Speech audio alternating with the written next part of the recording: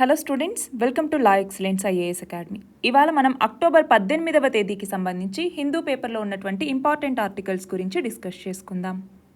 ఆర్టికల్స్లోకి వెళ్ళే కన్నా ముందు ఈ కొటేషన్ చూడండి. Diligence is more important than intelligence for achieving success. అంటే విజయం సాధించాలి అంటే మనకి తెలివితేటల కన్నా శ్రద్ధ అన్నటువంటిది చాలా ఇంపార్టెంట్. ఎందుకని మనకి ఎన్ని తెలివితేటలున్నా మనం శ్రద్ధగా ఒక పని మీద పెట్టలేకపోతే విజయం అన్నటువంటిది మన దరికి రాదు.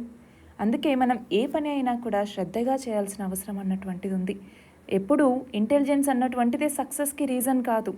డిలిజెన్స్ అన్నటువంటిది ఉంటే ఇంటెలిజెన్స్ కొంచెం తక్కువ ఉన్నా కూడా సక్సెస్ అన్నటువంటిది వస్తుంది.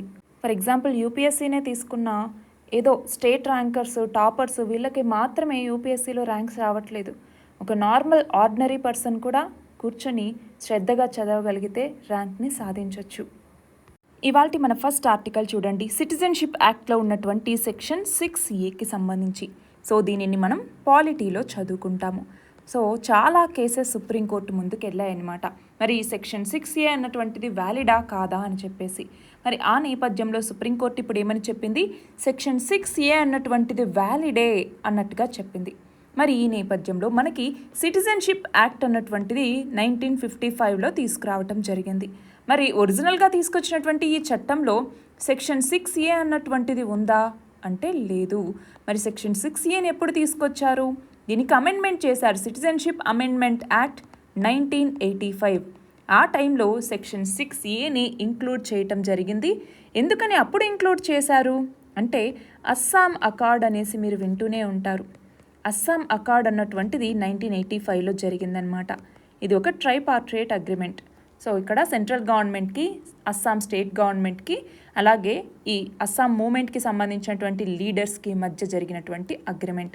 దేనికి సంబంధించినటువంటిది అగ్రిమెంట్ అంటే బంగ్లాదేశ్ నుంచి వచ్చినటువంటి ఇల్లీగల్ మైగ్రెంట్స్కి సంబంధించి, బంగ్లాదేశ్ ఇల్లీగల్ మైగ్రెంట్స్కి సంబంధించినటువంటి ఈ ఒప్పందం ఇదే అనమాట.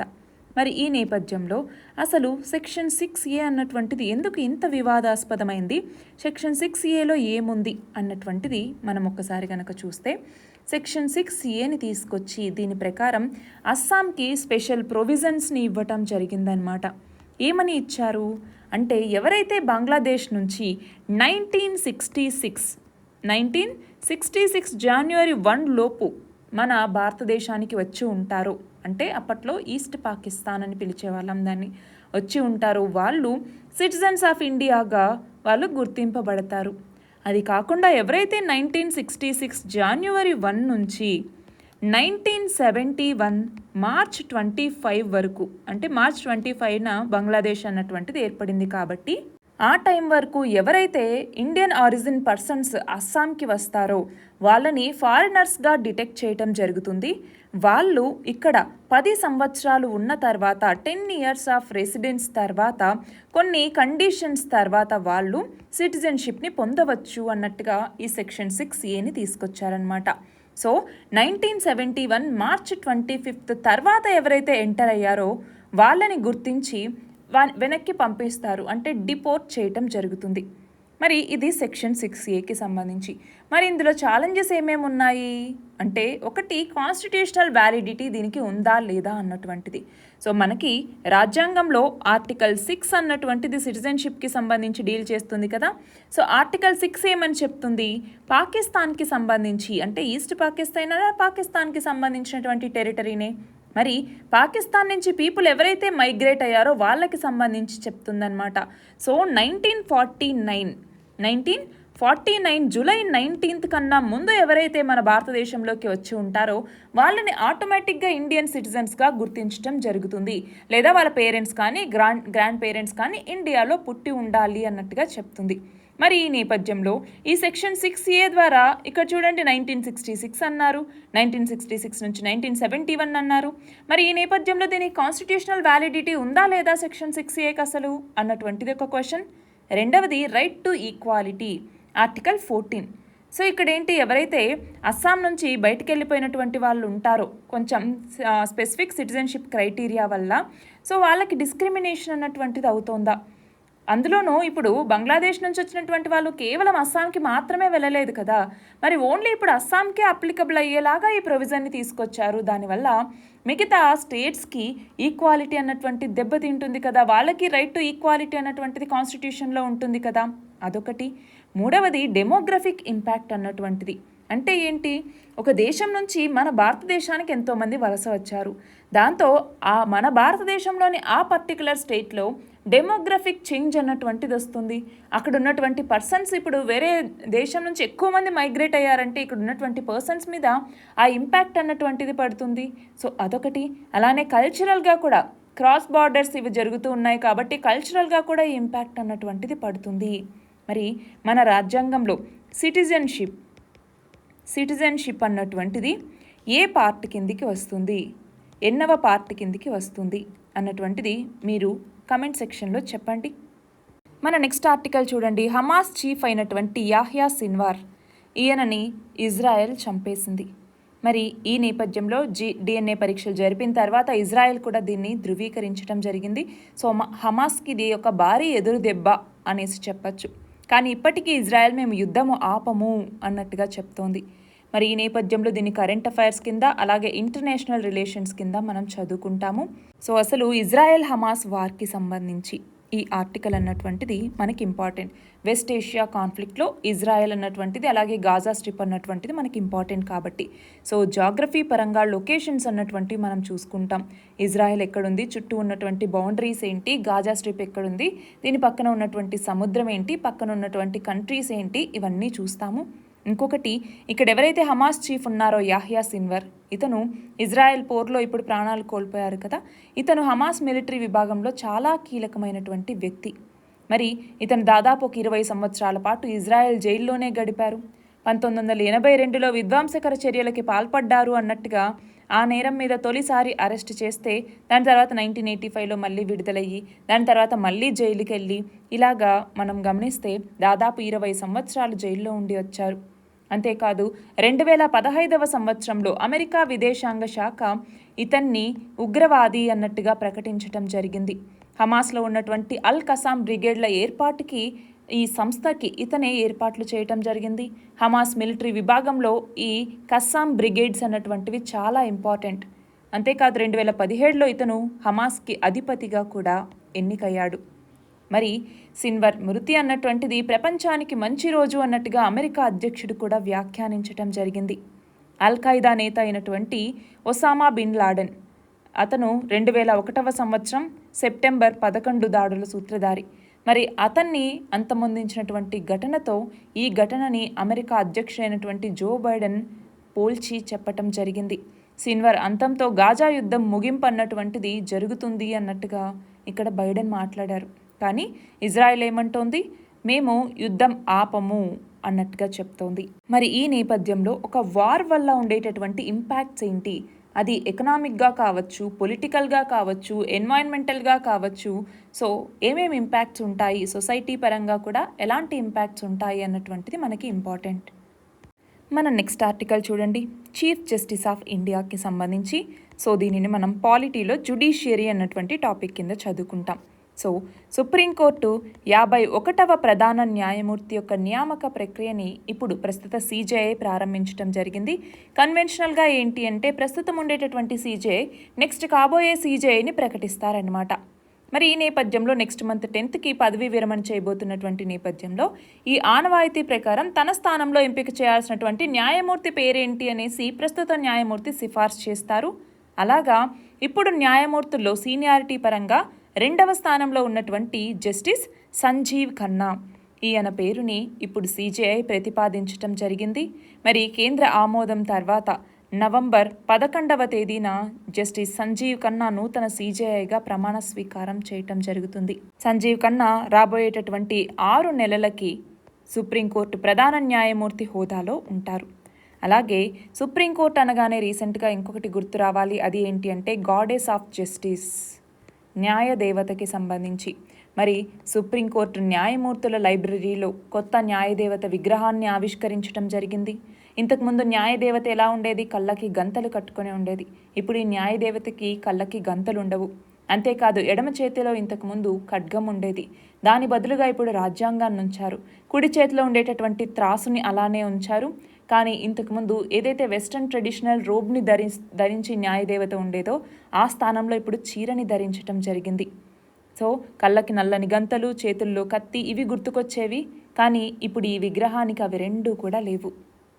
నెక్స్ట్ ఆర్టికల్ చూడండి. బంగ్లాదేశ్ కోర్టు అక్కడి మాజీ ప్రధాని అయినటువంటి షేక్ హసీనాకి అగెనెస్ట్గా వారెంట్ ఇష్యూ చేయటం జరిగింది. సో దీన్ని మనం ఇంటర్నేషనల్ రిలేషన్స్ కింద చదువుకుంటాము. అయితే బంగ్లాదేశ్ క్రైమ్స్ ట్రిబ్యునల్ అన్నటువంటిది ఈమె నేపథ్యంలో ఏర్పాటు చేసినటువంటి సంస్థ. మరి అలాంటి సంస్థ ఇప్పుడు ఈమెకి అలాగే ఇంకొక 45 మంది అవామీ లీగ్కి సంబంధించినటువంటి లీడర్స్, ఇంకొక 45 మంది అవామీ లీగ్ అంటే ఈమెకి సంబంధించినటువంటి పార్టీ లీడర్స్కి కూడా అరెస్ట్ వారెంట్ని జారీ చేయటం జరిగింది. మరి ఏ నేపథ్యంలో అంటే ఈమె గవర్నమెంట్ పడిపోయే ముందు ఏదైతే స్టూడెంట్ అప్రైజింగ్ అన్నటువంటిది అక్కడ జరిగిందో, స్టూడెంట్ లెడ్ అప్రైజింగ్ మూమెంట్ అన్నటువంటిది అక్కడ జరిగిందో, ఆ మూమెంట్లో ఎంతోమంది చనిపోవటం జరిగింది. సో క్రైమ్స్ అగెనెస్ట్ హ్యుమానిటీ అన్నటువంటి నేపథ్యంలో ఈమె ఇన్వాల్వ్ అయ్యింది అన్నట్టుగా ఈవిడకి అలాగే ఇంకొక 45 సీనియర్ లీడర్స్కి కూడా international crimes tribunal of Bangladesh అన్నటువంటిది అరెస్ట్ వారెంట్స్ని జారీ చేయటం జరిగింది. మరి మనం చూస్తే ఈమె రిజైన్ చేయకన్నా ముందు ఆ దేశంలో చాలా అల్లర్లు అన్నటువంటివి జరిగాయి, ప్రొటెస్ట్లు అన్నటువంటివి జరిగాయి. ఆ నేపథ్యంలో దాదాపు 750 మంది పీపుల్ చనిపోయారు, వందల మంది, వేల మంది ఇంజురీస్ పాలయ్యారు. అంతేకాదు దాదాపు 60కి పైగా కంప్లైంట్స్ ఈమెకి అగెనెస్ట్గా ఇంటర్నేషనల్ క్రైమ్స్ ట్రిబ్యునల్కి వెళ్ళాయి. దాంతో ఈ international crimes tribunal of Bangladesh అన్నటువంటిది ఏమని చెప్పింది, అరెస్ట్ వారెంట్ని జారీ చేయటం జరిగిందనమాట. సో అక్కడ ఏమైంది, 1971లో బంగ్లాదేశ్ లిబరేషన్ వార్ అన్నటువంటిది జరిగింది, అవునా? సో ఆ బంగ్లాదేశ్ లిబరేషన్ వార్లో పాల్గొన్నటువంటి వెటరన్స్ ఎవరైతే ఉంటారో ఆ వెటరన్స్ యొక్క పిల్లలకి ఎడ్యుకేషన్స్ వీటిలోకి వచ్చేసరికి 30% రిజర్వేషన్స్ని కల్పించేటటువంటి ఒక చట్టాన్ని బంగ్లాదేశ్ ప్రభుత్వం అమలు చేస్తూ వస్తుంది. ఆ నేపథ్యంలో ఏమైంది, 30% రిజర్వేషన్ అన్నటువంటిది అవసరం లేదు, దానివల్ల మేము నష్టపోతున్నాం అన్నట్టుగా స్టూడెంట్స్ రోడ్ల మీదకి వచ్చి ప్రొటెస్టులు చేశారనమాట. ఆ నేపథ్యంలో బంగ్లాదేశ్ సుప్రీంకోర్టు ఏమని చెప్పింది, వీళ్ళకి 30% రిజర్వేషన్ అన్నటువంటిది అవసరం లేదు, కేవలం 5% రిజర్వేషన్ వీళ్ళకి సరిపోతుంది. మిగతా 95% ఏదైతే ఉందో అందులో 93% మెరిట్కి ఇవ్వండి. అలాగే ఇంకొక 2% ఏదైతే ఉంటుందో దాన్ని డిజబిలిటీస్ ఉన్నటువంటి పీపుల్కి, అలాగే ఎకనామిక్గా ఎవరైతే బ్యాక్వర్డ్ కమ్యూనిటీస్ ఉంటారో వాళ్ళకి ఇవ్వండి అన్నట్టుగా సుప్రీంకోర్టు చెప్పింది. మరి దానికి అప్పటి బంగ్లాదేశ్ ప్రధానిగా ఉన్నటువంటి షేక్ హసీనా కూడా అగ్రీ చేశారు.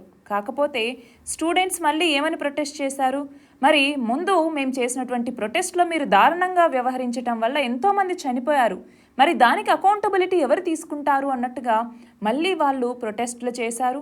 దానికి కూడా షేక్ హసీనా గవర్నమెంట్ చాలా రెస్పాన్స్ అన్నటువంటిది సరిగ్గా ఇవ్వకపోవటంతో దాని తర్వాత ఆర్మీ రంగంలోకి రావటం, ఈమెకి 45 నిమిషాల సమయం ఇచ్చి రాజీనామా చేసి దేశం వదిలి వెళ్ళిపోవాలి అన్నట్టుగా ఆర్డర్స్ ఇవ్వటం, ఇవన్నీ కూడా జరిగాయి.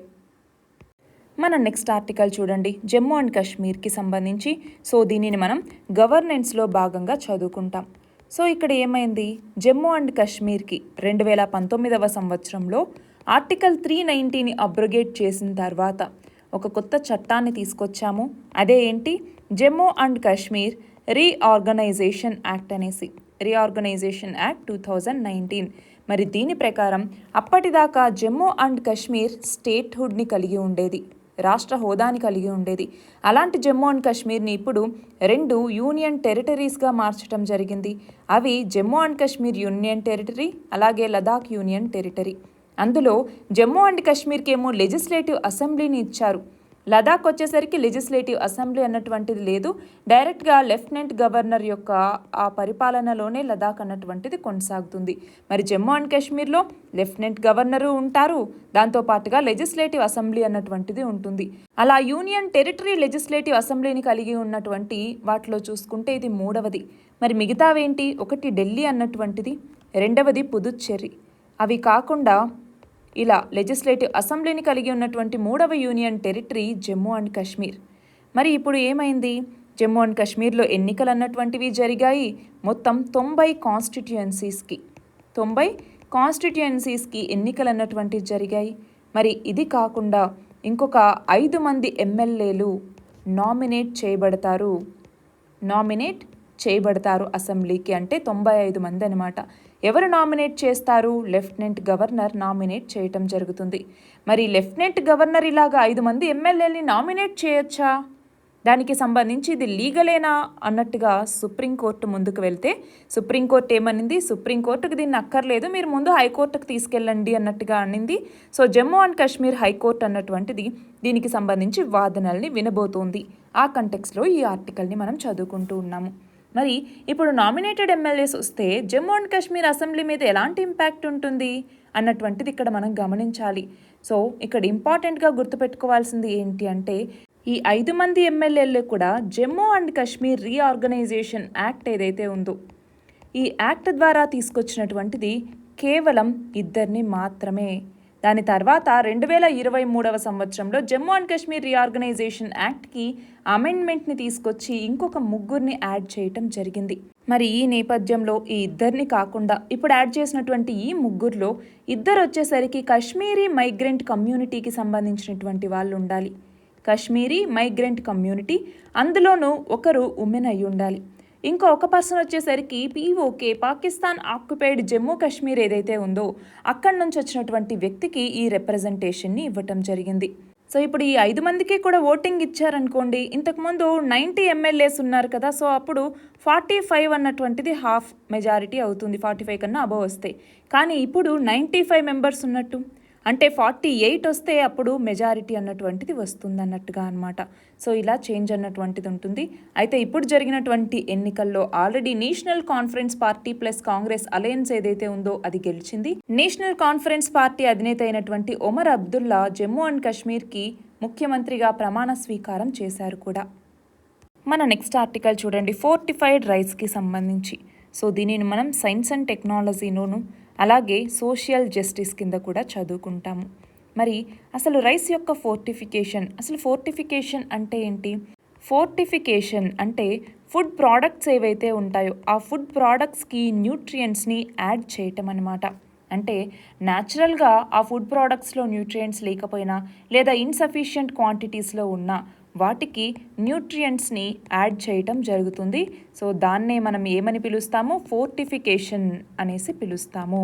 మరి ఇక్కడ రైస్ ఫోర్టిఫికేషన్ అంటున్నాం. అంటే ఏంటి? మనకి రైస్ గ్రెయిన్స్ ఉంటాయా, ఆ రైస్ గ్రెయిన్స్కి కోటింగ్ లాగా కూడా వీటిని అప్లై చేయొచ్చు. లేదు అనుకుంటే ముందే మైక్రోన్యూట్రియంట్స్ ప్రీమిక్స్ చేసేసి వాటిని చిన్న చిన్న రైస్ కెర్నల్స్ లాగా ఏర్పాటు చేసి వాటిని రైస్లో కలిపి, అంటే ఇక్కడ ఏంటి, మనకి మైక్రోన్యూట్రియంట్స్ని రెగ్యులర్ రైస్తో కలిపి మనం న్యూట్రియంట్స్ని ఎన్రిచ్ చేసేటటువంటి దాన్నే ఫోర్టిఫికేషన్ ఆఫ్ రైస్ అనేసి పిలుస్తాము. మరి FSSAI అనేసి మనకు ఒక ఆర్గనైజేషన్ ఉంది, food safety and standards authority of India అనేసి. సో ఇది ప్రతి దానికి కూడా నామ్స్ అనేసి ఇస్తుంది. మరి FSSAI నామ్స్ ప్రకారమే రైస్ గ్రెయిన్స్లో ఫోర్టిఫికేషన్ అన్నటువంటిది చేస్తారు. మరి ఎందుకు చేస్తారు? అసలు దీని యొక్క పర్పస్ ఏంటి అంటే, మన భారతదేశంలో ఇటు ఉమెన్లో కావచ్చు, చిల్డ్రన్లో కావచ్చు high level of mall nutrition అన్నటువంటిది ఉంది. మరి ఫుడ్ మినిస్ట్రీ ప్రకారం ప్రతి సెకండ్ మన భారతదేశంలో ఉన్నటువంటి ఉమెన్ అనీమిక్కి గురవుతూ ఉన్నారు. ప్రతి థర్డ్ చైల్డ్ కూడా స్టంటింగ్కి గురవుతూ ఉన్నారు. మరి రైస్లో కొంచెం ప్రోటీన్స్ ఉంటాయి, విటమిన్స్ ఉంటాయి, కొన్ని న్యూట్రియంట్స్ కూడా ఉంటాయి, విటమిన్ E, మెగ్నీషియం, పొటాషియం ఇలాంటివన్నీ. సో ఇవి మిల్లింగ్ చేసినప్పుడు, పాలిషింగ్ చేసినప్పుడు అవన్నీ కూడా పోతాయి. దాంతో ఏమవుతుంది? రైస్లో ఉన్నటువంటి న్యూట్రియంట్స్ పోతున్నాయి. కాబట్టి ఇప్పుడు మన భారతదేశం అనే కాదు, ప్రపంచవ్యాప్తంగానూ చాలా యూజ్ చేసేటటువంటి స్టేపుల్ ఫుడ్ రైస్, అందులో ఎస్పెషల్గా ఏషియా, ఆఫ్రికాలో చాలా యూజ్ చేస్తూ ఉంటారు. మరి అలాంటప్పుడు ఎక్కువ కన్జంప్షన్ అది జరుగుతూ ఉన్నప్పుడు దానివల్ల న్యూట్రియంట్స్ అనేవి అందకపోతే, అంటే ఆహారం అందుతోంది, పోషకాహారం అందట్లేదు. మరి ఆ నేపథ్యంలోనే గవర్నమెంట్ ఇలాగ రైస్ ఫోర్టిఫికేషన్ అన్నటువంటిది చేస్తోంది. దానివల్ల మనం ఏ న్యూట్రియంట్స్ అయితే కోల్పోతూ ఉన్నామో ఆ మైక్రో న్యూట్రియంట్స్ని ఇప్పుడు సప్లిమెంటరీ డైట్ లాగా మనకి అందిస్తూ ఉన్నారనమాట. మన లాస్ట్ ఆర్టికల్ చూడండి, ఇంటర్నేషనల్ రిలేషన్స్ కింద చదువుకుంటాం, ఇన్స్టిట్యూషన్స్ ఇన్ న్యూస్ అన్నటువంటి దాని కింద. మరి ఈ నేపథ్యంలో ఇజ్రాయెల్ పాలస్తీనా కాన్ఫ్లిక్ట్కి సంబంధించి వార్ క్రైమ్ లాస్ అన్నటువంటివి ఎలా అప్లికబుల్ అవుతాయి, అసలు వార్ క్రైమ్స్ అంటే ఏంటి, ఇది మనకి తెలియాలి. సో ఫస్ట్ ఆఫ్ ఆల్ అసలు వార్ క్రైమ్స్ అంటే ఏంటి? వార్ క్రైమ్ అనగానే మనకి వార్కి సంబంధించి కొన్ని చట్టాలు ఉంటాయి. వాటిని వార్ జరిగేటప్పుడు ఏ దేశాలు వైలేట్ చేయకూడదు. ఒకవేళ అందులో వైలేషన్స్ అన్నటువంటివి జరిగితే దాన్ని వార్ క్రైమ్ అనేసి పిలుస్తారు. దానికి ఇండివిజువల్ క్రిమినల్ రెస్పాన్సిబిలిటీని ఆ దేశం తీసుకోవాల్సి ఉంటుంది. ఫర్ ఎగ్జాంపుల్, ఇంటర్నేషనల్గా సివిలియన్స్ని చంపేసినా, లేదు టార్చర్ చేసినా, హోస్టేజెస్ని తీసుకున్నా, అన్నెసెసరీగా సివిలియన్ ప్రాపర్టీని డిస్ట్రాయ్ చేసినా, లేదా వార్ టైంలో సెక్షువల్ వైలెన్స్కి దిగిన, ఇలాంటి చాలా వాటిని మనము వార్ క్రైమ్స్ అనేసి చెప్తూ ఉంటాము. మరి ఈ నేపథ్యంలో 1949లో తీసుకొచ్చినటువంటి జెనీవా కన్వెన్షన్స్ ఏవైతే ఉన్నాయో, మొత్తం 4 జెనీవా కన్వెన్షన్స్ ఉన్నాయి. ఆ జెనీవా కన్వెన్షన్ అన్నటువంటిది లీగల్గా అసలు వార్ క్రైమ్స్ అంటే ఏంటి అన్నట్టుగా డిఫైన్ చేయటం జరిగింది. అసలు ఏంటి జెనీవా కన్వెన్షన్స్? ఇవి ఇంటర్నేషనల్ హ్యుమానిటేరియన్ లాస్ అనమాట. ఇందులో 4 ట్రీటీస్ ఉన్నాయి. ఇవి కాకుండా ఇంకొక 3 అడిషనల్ ప్రోటోకాల్స్ కూడా ఉన్నాయన్నమాట. మరి అయితే ఈ జెనీవా కన్వెన్షన్స్ ప్రకారం ఎక్స్టెన్సివ్గా అసలు వార్ క్రైమ్ ప్రిజనర్స్కి సంబంధించిన బేసిక్ రైట్స్ ఏమేమి ఉండాలి, మిలిటరీ పర్సనల్స్ మరియు సివిలియన్స్కి సంబంధించిన రైట్స్ ఏంటి, అలాగే ఎవరైనా వార్లో సిక్ అయినా, లేదు అనుకుంటే వాళ్ళకి దెబ్బలు తగిలినా అలాంటి వాళ్ళకి ప్రొటెక్షన్ కల్పించడం కావచ్చు, అట్లానే సివిలియన్స్ వార్ జోన్లో ఉన్నటువంటి వాళ్ళకి ప్రొటెక్షన్స్ కల్పించడం కావచ్చు, వీటికి సంబంధించినటువంటి కన్వెన్షన్సే ఈ 4 కూడా. మరి ఇంకొకటి ఏంటి, ఇప్పుడు వార్ క్రైమ్స్ జరుగుతూ ఉన్నాయి. మరి ఈ వార్ క్రైమ్స్కి సంబంధించి జ్యూరిస్డిక్షన్ అన్నటువంటిది ఎవరికి ఉంటుంది? క్రైమ్స్ అగెనెస్ట్ హ్యుమానిటీ కావచ్చు, జీనోసైడ్ కావచ్చు, వీటన్నింటికి సంబంధించినటువంటి ఆ జ్యూరిస్డిక్షన్ అన్నటువంటిది ఎవరికి ఉంటుంది అంటే ఇంటర్నేషనల్ క్రిమినల్ కోర్టుకి ఉంటుంది. ఇంటర్నేషనల్ క్రిమినల్ కోర్ట్ అన్నటువంటిది వరల్డ్ యొక్క పర్మనెంట్ వార్ క్రైమ్ ట్రైబ్యునల్. దీనిని ద హేగ్లో 2002లో ఓపెన్ చేశారనమాట. ఇందులో చాలా వరల్డ్ మేజర్ పవర్స్ ఇందులో మెంబర్స్గా లేరు. ఏంటి ఆ లేనివి? ఫర్ ఎగ్జాంపుల్ చైనా కావచ్చు, యుఎస్ఏ కావచ్చు, రష్యా కావచ్చు, ఇండియా కావచ్చు, ఈజిప్ట్ కావచ్చు, ఇవి ఇంటర్నేషనల్ క్రిమినల్ కోర్టులో మెంబర్స్గా లేవు. సో ఇండియా కూడా ఇందులో మెంబర్ కాదు. ఇది మనం గుర్తుంచుకోవాల్సినటువంటి విషయం. కానీ ఈ 4 జెనీవా కన్వెన్షన్స్లో కూడా మన ఇండియా అన్నటువంటిది మెంబర్గా ఉంది. సో ఇది కూడా గుర్తుపెట్టుకోవాలి. ఇవి ఇవాల్టి important articles. All the very best and thank you very much.